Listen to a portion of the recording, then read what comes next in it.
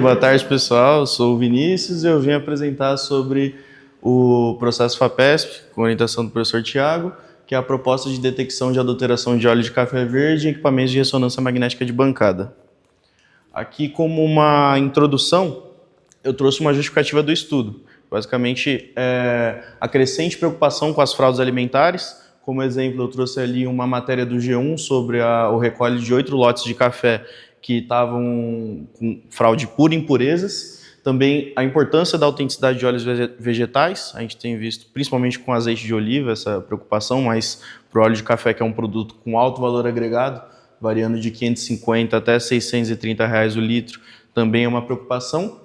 Tem um problema, já existe um problema da adulteração do óleo de café com óleos mais baratos, como de girassol, que foi o que o nosso fornecedor de óleo de café trouxe, a Condire, e a necessidade de ter métodos eficazes e rápidos para essa detecção, a fim de baratear o custo e agilizar todo o processo.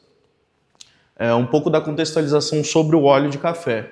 O óleo de café, o que ele tem de diferencial, basicamente, são esses dois diterpenos bioativos exclusivos, que é o cafestol e o caveol. Eles estão presentes na fração lipídica, ou seja, no óleo de grãos crus de café. São os principais indicadores da autenticidade do óleo de café, porque esses compostos só estão presentes nele, e eles não possuem substitutos sintéticos que consigam reproduzir essa bioatividade natural deles, que é a fotoproteção.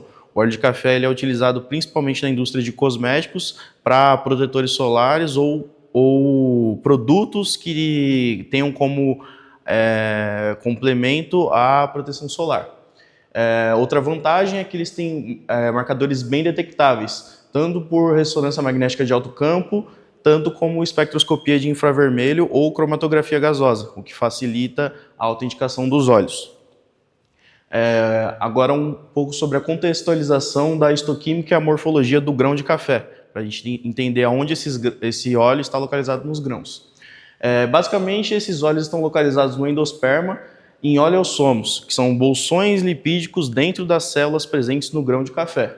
Os grãos caracterizados como bebida mole, que são de qualidade superior, eles têm lipídios bem definidos no interior celular, enquanto os grãos caracterizados como bebida dura de qualidade inferior vão ter os seus lipídios dispersos junto à parede celular. Essas diferenças estruturais acabam impactando bastante na qualidade do óleo. Aqui eu trouxe uma imagem que tem seções de grão de café verde coroadas com Sudan 4, que ele destaca os lipídios. Nas imagens A e C, a gente tem a bebida mole, na B e D, bebida dura. O que dá para perceber no detalhe da B e D, que é um detalhe próximo à cavidade embrionária, que fica mais ou menos por aqui, onde tem uma maior concentração de lipídios, é que aqui onde as setas indicam, onde tem a localização dos corpos lipídicos, na imagem B, que é o de qualidade superior, você consegue perceber uma concentração desses lipídios nos oleossomos, enquanto na imagem D, eles estão meio que dispersos como se fossem microbolsões, mas na verdade ele está disperso pelo citoplasma da célula do grão de café. Essa degradação da célula, ela acaba acontecendo por causa de, basicamente, o manejo incorreto dos grãos. Então seria a colheita inadequada, uma secagem inadequada, temperatura inadequada durante a secagem, ou você não revolver os grãos durante a secagem também prejudica, o manejo incorreto durante a colheita também prejudica. Tudo isso leva a uma menor qualidade de grão, seja para semente, uma menor qualidade de bebida e uma menor qualidade de óleo. Aqui trazendo os objetivos da pesquisa que eu desenvolvi com o professor Tiago, são aplicar a técnica de ressonância magnética de bancada para poder avaliar a autenticidade de óleo de café, se ele é fraudado ou não com óleo de girassol, detectar misturas de óleo de girassol em diferentes proporções, fazer uma diferenciação do perfil do óleo de café e do óleo de girassol, e desenvolver uma metodologia de análise através dos parâmetros, um procedimento operacional, um teste de campo que seria analisar as amostras de mercado e comparar com o método desenvolvido e fazer a validação através dos métodos tradicionais. Os materiais utilizados foram óleo de café verde e óleo de girassol puros, certificados através de cromatografia gasosa, amostras comerciais de C1 a C4, todas elas armazenadas a uma temperatura média de 26 graus. O preparo das amostras foi feito através da mistura de óleo de café verde e óleo de girassol a um contraste de 0 a 100%, sendo o volume padrão de 5 ml por amostra, e um total de 11 amostras feitas para a curva de calibração. Ali a imagem é um contraste das amostras de óleo de café e óleo de girassol. O equipamento utilizado para ressonância magnética de baixo campo foi o espectrômetro SKL200, que é o que tem disponível aqui no lab, a sonda de 30 milímetros, temperatura de 27 graus, pulso CPMG de 90 e 180 graus, e os parâmetros utilizados no equipamento foram 8.000 ecos, 32 varreduras e um tal de 100 microsegundos. As análises feitas no equipamento foram a análise do decaimento CPMG, a determinação dos tempos de relaxação T2 e a comparação com a curva de calibração para poder estimar as alterações nas amostras comerciais. O outro equipamento utilizado foi o equipamento de ressonância magnética de alto campo, o Bruker de 600 MHz, a sonda de 5 milímetros a temperatura de 30 graus. A gente fez a sequência de pulsos ZG e a finalidade principal foi poder complementar as análises feitas com a ressonância de baixo campo. O equipamento de espectroscopia de infravermelho foi o Bruker Vertex 70. O módulo de análise foi a de reflexão total atenuada, ATR, através da utilização do cristal de diamante. O número de varreduras foi de 32 scans, uma resolução espectral de 4 centímetros e a faixa de detecção de 4.000 a 600 centímetros. Todos os dados foram analisados através do Origin Pro. O que a gente conseguiu plotar de gráfico e de análise de dados através dele foi a extração da amplitude dos sinais CPMG, a construção da curva de calibração, construção das curvas de ressonância magnética de alto campo, a construção dos gráficos de espectroscopia de infravermelho e a comparação das amostras comerciais com um modelo de curva de calibração desenvolvido. Aqui com os resultados a gente tem a curva de relaxação das amostras adulteradas. Todas essas curvas estão todas normalizadas partindo do mesmo ponto, e o que a gente percebe é que conforme aumenta a concentração de óleo de café, mais rápido é o decaimento da curva. Isso acontece porque o óleo de café ele é mais viscoso que o óleo de girassol.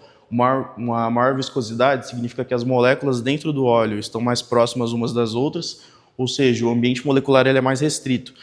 Significa que tem uma menor distância entre uma molécula e outra de óleo, o que permite uma maior interação entre os spins e facilita o decaimento CPMG. Então, o óleo de café ele sempre vai puxar na diagonal esquerda inferior e o óleo de girassol sempre vai puxar na diagonal direita superior. Você percebe ali a curva de óleo de girassol, que no caso é o óleo de café a 0%, ela é a mais à direita e mais superior, enquanto o óleo de café verde puro ele é o mais à esquerda e mais inferior. E aí você tem o fracionamento entre os contrastes. Aqui tem as curvas de relaxação feitas através da transformação inversa de Laplace para os tempos de T2. Então a gente conseguiu detectar esses 3 picos, T21, T22 e T23. No primeiro pico é um pico pequeno, muito à esquerda, com componentes ou muito viscosos ou muito confinados presente nos dois óleos. A gente acabou não utilizando porque não é possível detectar um padrão nesses picos que consiga diferenciar o óleo de café do óleo de girassol. O pico T22 ele já tem um padrão de intensidade mais estável, o que dá para perceber é que quanto maior o percentual de óleo de café, mais a curva tende a puxar para a esquerda, mas mesmo assim ainda não detecta um padrão, principalmente por causa da curva de 10% de óleo de café, que ela foge um pouco. E por fim o pico que a gente utilizou, o T23, onde é bem evidente que quanto maior a concentração de óleo de café, mais a curva puxa para a esquerda e para baixo, na diagonal inferior, como eu tinha mencionado. Dá para perceber porque o 100% óleo de café, que é a curva azul, é a última curva, ali que está até fora do quadrante, que eu estou destacando, enquanto o 100% óleo de girassol é o maior pico, e todos os outros picos estão bem destacados, assim como na curva de decaimento CPMG. Através dessa transformação e utilizando esses picos, a gente desenvolveu a curva de calibração. Foi uma curva de calibração com fitting de ajuste de 3 expoentes. Ela apresentou um R² de 0,97, o que reforça a correlação linear entre o percentual de óleo de café verde e o tempo de decaimento. Aqui tem a curva CPMG das amostras comerciais, Para comparação, eu tenho o óleo de café verde puro e as amostras comerciais de 1 a 4. O que dá para perceber é que o C2 e o C4 eles são semelhantes ao óleo de café verde puro, enquanto o C1 e o C3 apresentam a suspeita de adulteração. Aqui a transformação inversa das amostras comerciais, também dá para perceber a diferenciação entre as amostras comerciais. C1 e C2 próximas ao óleo de café verde puro e C2 e C4 próximos ao óleo de café verde puro e C1 e C3 estando distantes. Aqui as análises de espectroscopia de infravermelho. Eu isolei dentro do gráfico o trecho de comprimento de onda que tem indicativa de cafestol e caveol, que são esses dois picos. O C2 e o C4 eles têm perfis semelhantes ao óleo de café verde puro, apresentando os picos, enquanto o C1 e o C3 não apresentam, que reforça ainda a suspeita de adulteração, e até então os resultados estavam alinhados com a ressonância magnética de bancada. Aqui eu fiz uma comparação entre o C2 e o C4, o C1 e o C3, óleo de café verde puro, e o óleo de café com 60% de adulteração. Dá para perceber que a amostra 2 e 4 estão parecidas com óleo de café verde, enquanto as amostras 1 e 3 estão muito parecidas com a amostra que tem só 40% de óleo de café. Então, a gente partiu. Outra coisa que também reforçou é a declaração de C3 no rótulo. Ela declarava que era óleo de café verde puro na propaganda para compra no site e no painel principal do rótulo. Porém, nos ingredientes, ele destaca óleo de vegetal de café verde e óleo carreador, o óleo de girassol. Então, até então, tudo indicava para a nossa curva de calibração estar funcionando, e o que a gente achava mais suspeito era o fato do óleo de café comercial, alguns óleos de café conterem só 40% de óleo de café e 60% de óleo de girassol. E aí essa diferenciação se confirmou aqui, onde a gente teve o primeiro problema na nossa linha de raciocínio para pesquisa, que foi as amostras C1 e C3 não apresentarem o óleo de café. Então aqui nessa imagem eu destaco os marcadores químicos do cafestol, que é o C18, e do caveol, que é o K1. O C2 e o C4 ele tem esses sinais presentes, o que indica que é óleo de café, mas a C1 e a C3 têm a ausência dos marcadores, o que significa que é algo que vai além da adulteração, porque para ser considerada adulteração precisa conter óleo de café. Se não contém, significa que esse óleo é alguma outra coisa que não óleo de café. E aí essa foi a nossa principal técnica de referência para poder confirmar a autenticidade dessas amostras comerciais.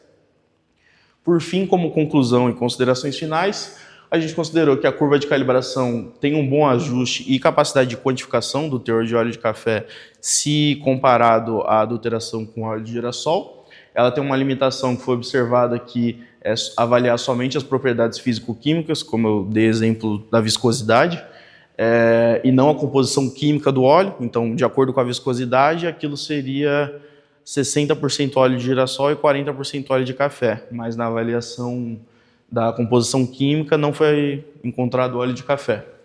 E a gente também observou as discrepâncias técnicas, como eu apresentei agora.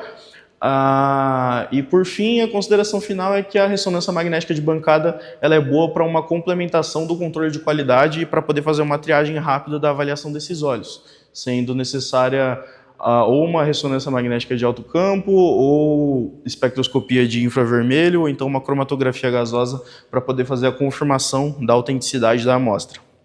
É isso, muito obrigado pela atenção.